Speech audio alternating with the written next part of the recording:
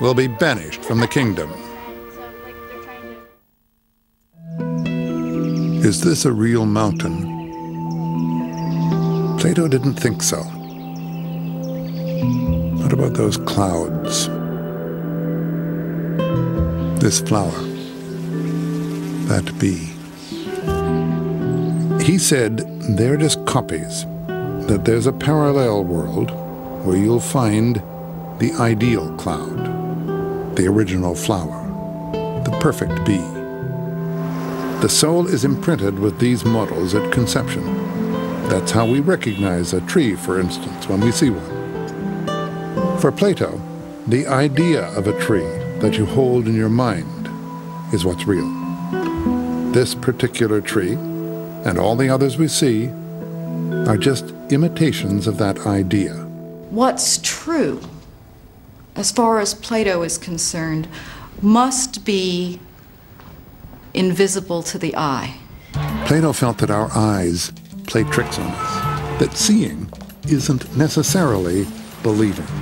Looking for a sure way to separate reality from illusion, to sort out the kaleidoscope of impressions that assault our senses every day, his solution was the theory of forms. Plato's theory of forms is an effort to explain what's true in an absolute sense. What is it possible to know, really? Answer: what doesn't change. When you learn geometry, you're not learning about chalk circles. You're not learning about circles that are even more perfect than the one I've drawn, if in fact the circle is made of something physical.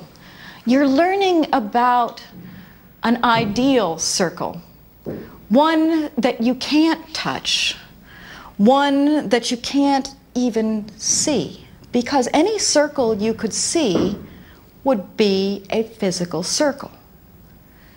And so Plato, wanting to point us to what can't change and is perfect, wants us to consider a circle that can't be seen. What do we see about the 3 yellow and the 2 green? What do we see? Mathematicians proving the existence of invisible circles and abstract equations all deal with ideal forms. But the kind of mental leap Plato was talking about went way beyond math, and that's frustrated philosophers for centuries. On file in that metaphysical heaven were perfect examples of everything in the universe, even qualities like beauty, justice, and goodness. Today, wise men and women say he was looking in the wrong direction. For them, our world, this minute, is as real as it gets. These ideas will always be evolving so long as we are human and so long as consciousness is evolving. You simply can't stop history.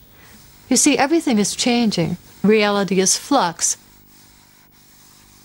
Whatever you think of Plato's quest for permanent answers, nobody denies the power of the Republic's most famous story, the allegory of the cave.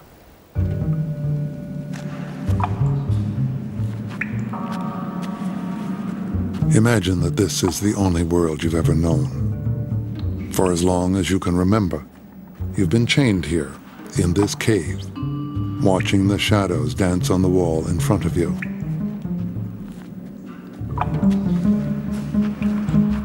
Unable to even turn around, you have no idea that they are merely reflections cast by the outside world.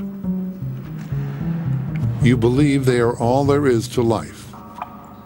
This is your reality. Then one day, a prisoner breaks loose.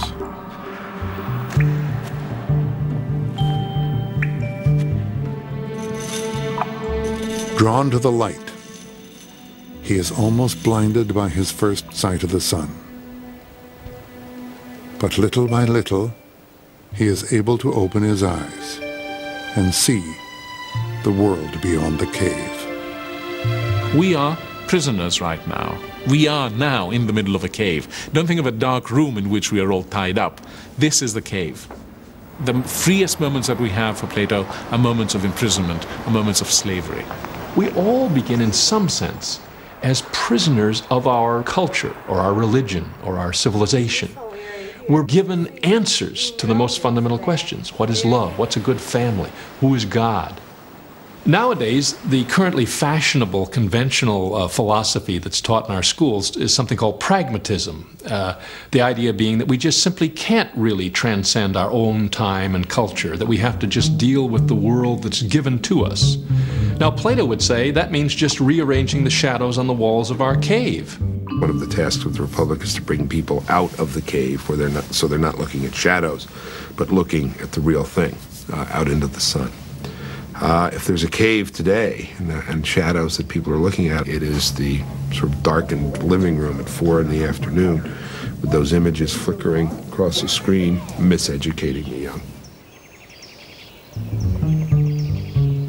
Are his fellow prisoners thrilled to learn that the real world is out there? Not exactly. Plato ends the story by saying that they would tear the enlightened one limb from limb if they could break their chains. He has challenged everything they believe in. Of course, once you've seen the light, it's hard to go back. As Socrates discovered, it's a lonely job being the bearer of new ideas. The most damning criticism of the Republic came in the 1940s.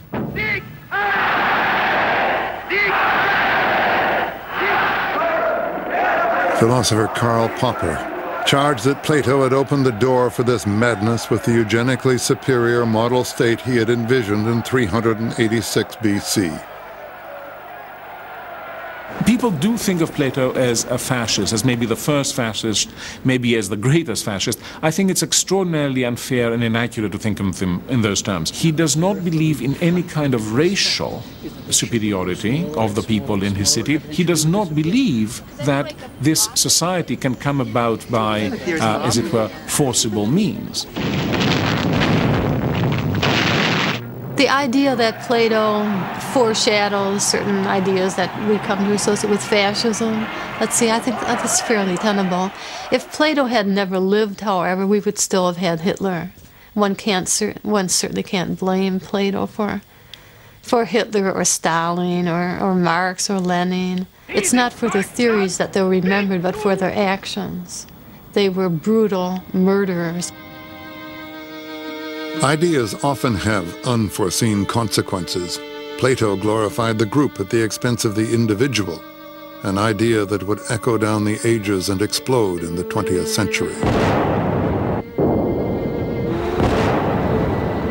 He dreamed of a world guided by genuine wisdom and goodness. Judging by what's happened since, it's doubtful whether such goodness can ever be found. In fact, corruption is the human norm, and this is what Plato wouldn't swallow. Plato's understanding of human nature might appear to be as abstract as his ideas, but some of those ideas are still very much alive. For instance, in Singapore, in just 30 years, this small, ethnically diverse island has been transformed into one nation